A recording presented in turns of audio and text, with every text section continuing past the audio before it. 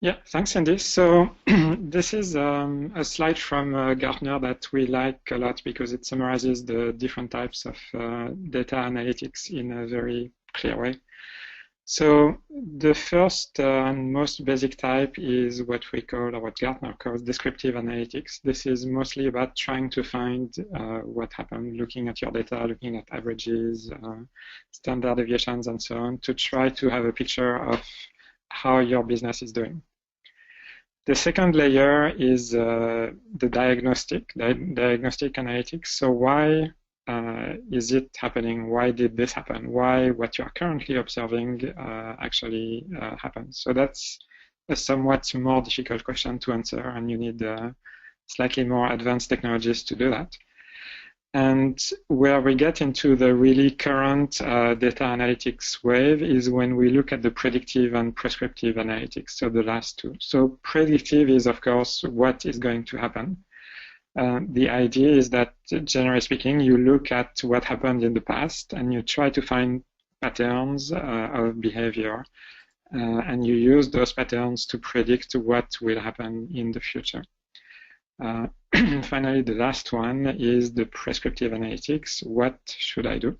So given all the data that I have, given that we have a good idea of what's going to happen, how can I influence the outcomes in my favor, of course? So the prescriptive will give you, at first, decision support. You know, if you do this, that has a higher likelihood of happening. And eventually, although this is still a bit speculative, you could imagine having some decision automation. The prescriptive would drive the actions directly.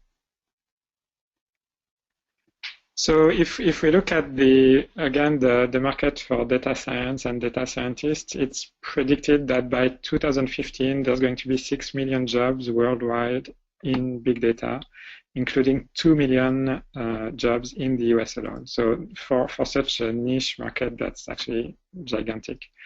By 2017, it's expected that the big data market will reach 50 billion. Again, it's growing at an incredible pace. So the consequence of that, of course, is that there's going to be a big shortage of talent. It's expected that by 2018, there will be a shortage of 140,000 to 190,000 data scientists, which will be more than 50% of the talent gap to meet the business demand. And yeah, from McKinsey 2015. Thanks, Yannick, for staging things. As per the offer in this webinar, it gives me, not only is Yannick a dear partner with us at SalesChoice and our Chief Data Scientist, he also, I think, is very nurturing in sharing his insights and lessons learned over the last, I don't know, 15, 20 years in pioneering in data and doing sense making with artificial intelligence and intelligent agents. So Yannick, our first question is, why does a company need a chief data scientist? So there's a few elements to this question. First of all, most companies, if not all companies, are generating more and more data. So from the website and software use, the search patterns, the advertising click-through, the purchase patterns, the geolocation, there's a huge wealth of data that can be mined and used for data analytics. Now, on top of that, not only there is more and more data available, but there is also more and more software tools available to take advantage of this data. And of course, those tools need to be supported by the corresponding heavy computing power that they require, which is also now available. So a recent example of something really powerful and quite general is IBM's Watson, for example. Once you have the data and the software to analyze it, then the data-driven insights that you can generate can help you grow your business, and you can do that based on this data as opposed to using your gut feeling or instinct or essentially trying.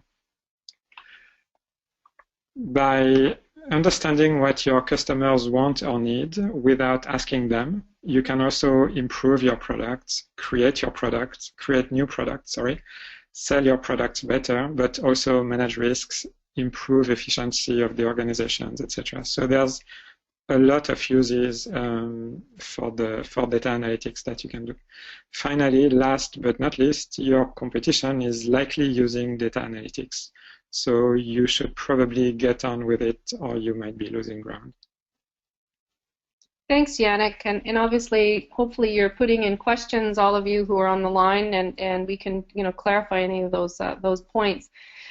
We have included a slide, and all of this will be up on our forum, the not too distant future, just kind of reinforcing some of the specific skills.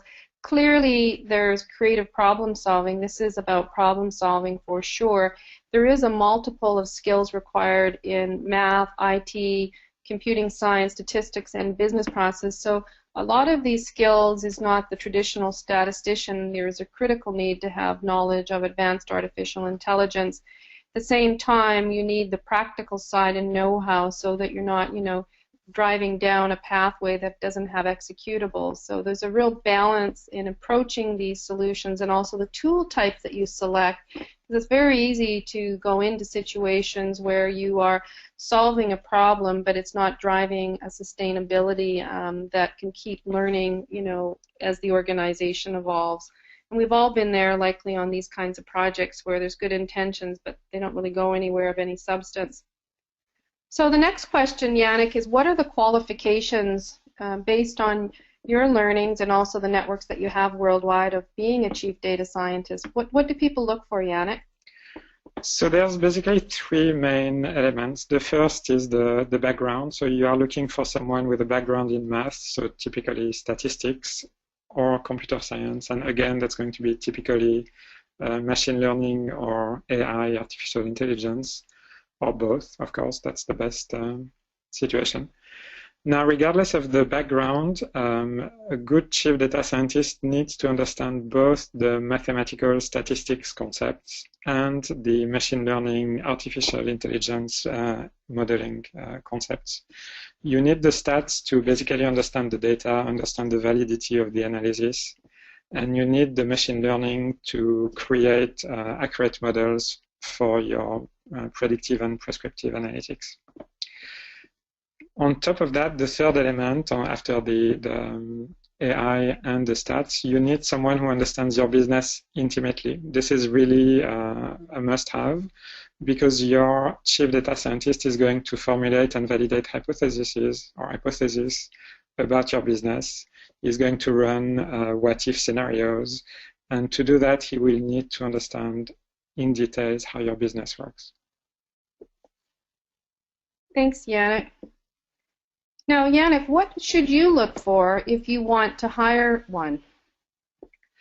So I would say the first critical point is you are looking for someone with a critical mind. The first question a data scientist would do should ask is, how do you know, or can you back it up? Usually the quality comes with the job, but it's important to check that the person you're interviewing actually has it. You're looking for someone with a good intuition for data beyond the purely mathematical concepts. So you want someone who understands the various possible biases in the data, for example, or someone who understands what can be confounding factors in the experiments that can be run. Depending on your business, you may also need someone with the communication skills to talk to your clients. Again, depending on your business, your data scientist might be engaged with your client, and so they will need to speak to them in a way that they can understand. Now, that quality does not always come with the package. If you want to hire someone, a good way is to run an actual test. So pick a question for which you want an answer in order to improve your business, and then ask the candidate what experiments could be run, what data would be needed for those experiments, how they would perform the experiments, what problems should be looked for in the experiments, how they would interpret the results, and so on. Ideally, if you have enough time, then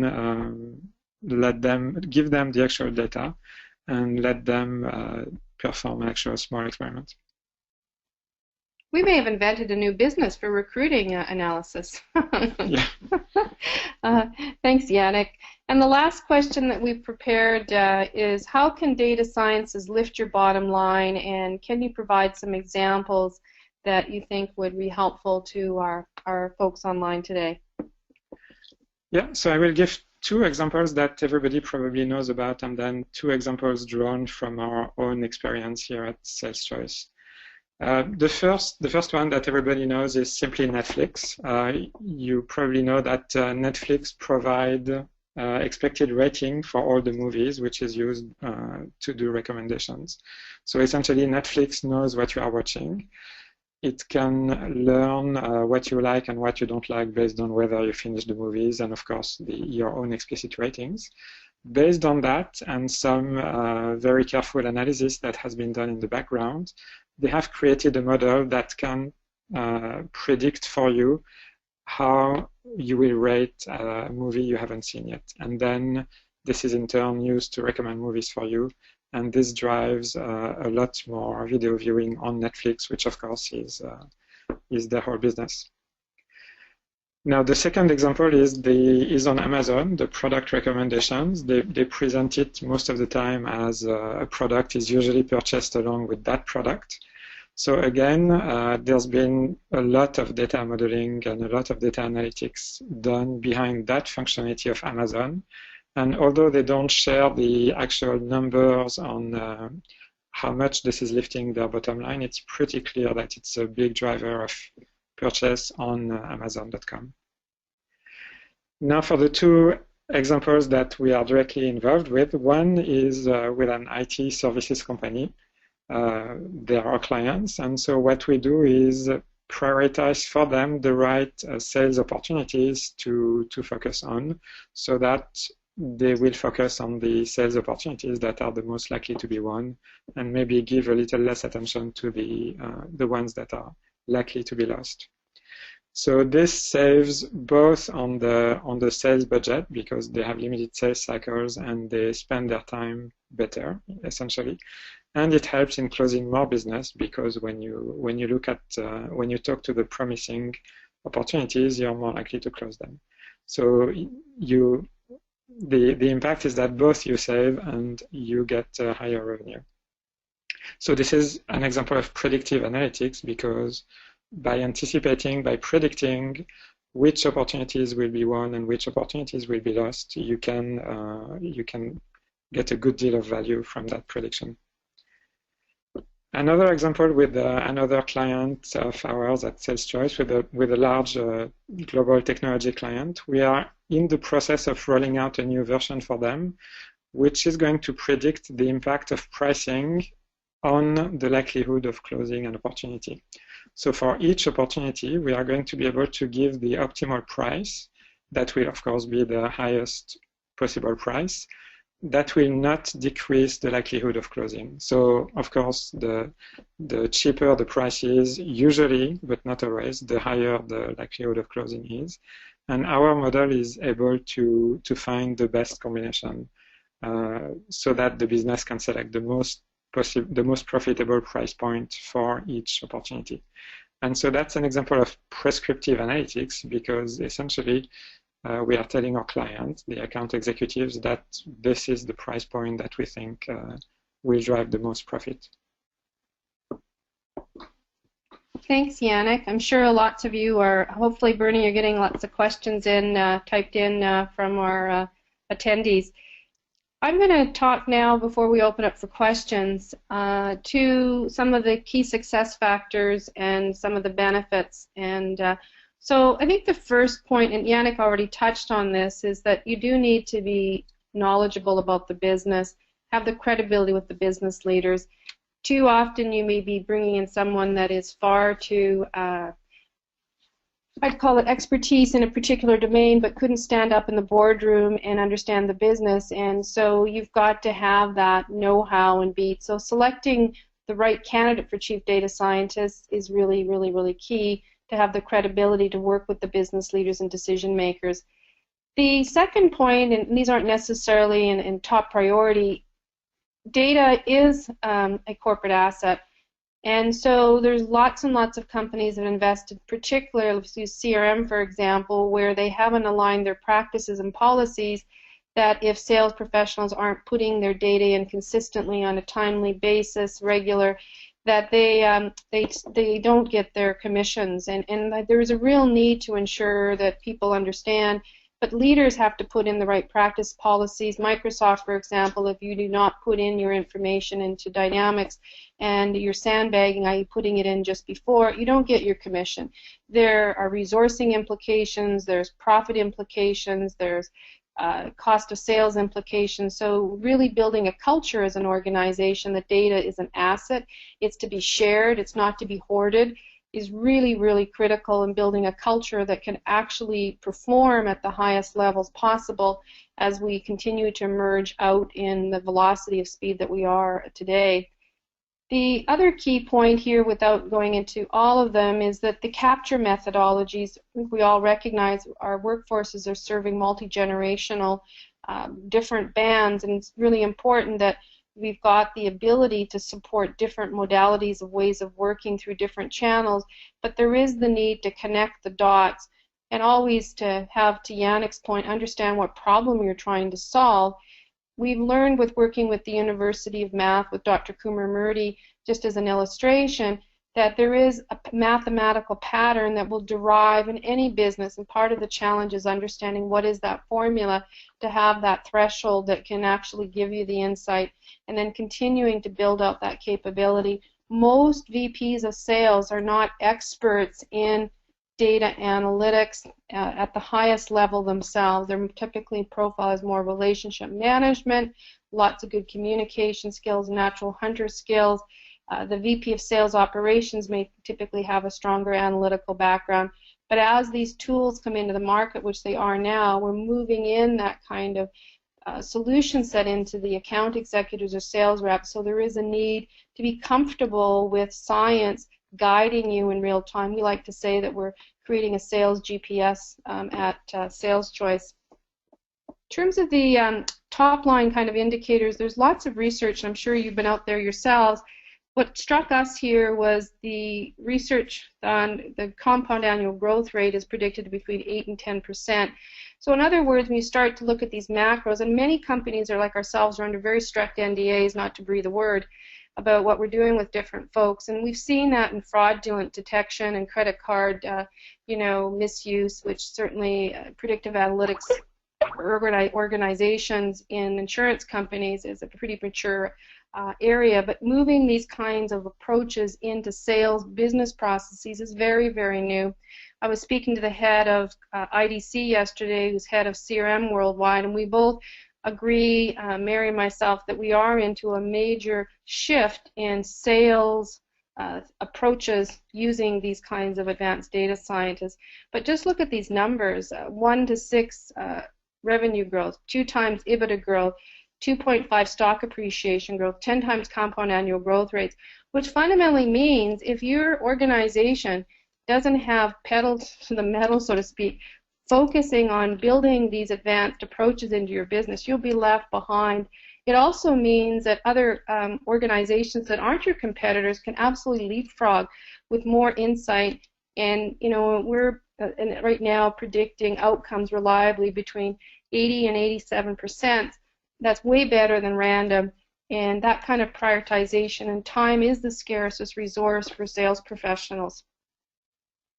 I'm not going to go into the products and services. That's on our website. Just suffice to know we've got good SaaS products, but also strategy solution sets that can help our clients move from the initiation, discovery, right through on the insight side. We partner also with Accenture on various projects and initiatives, and we are also in the process of integrating other technologies and creating connectors. But at this point in time, we're in the Salesforce.com ecosystem. I know there were about 10 of you on the call with Salesforce. We typically have to operate in environments with 25 or more sales professionals. There has to be, some sufficient volume of data for us to bring value to. So with that, I'd like to say on behalf of myself and Yannick, we are open for questions moderated by Bernie. And I'm turning the mic or the podium over to you, Bernie. Thank you, everyone, for listening thus far. That's great. Thank you, Cindy and Yannick.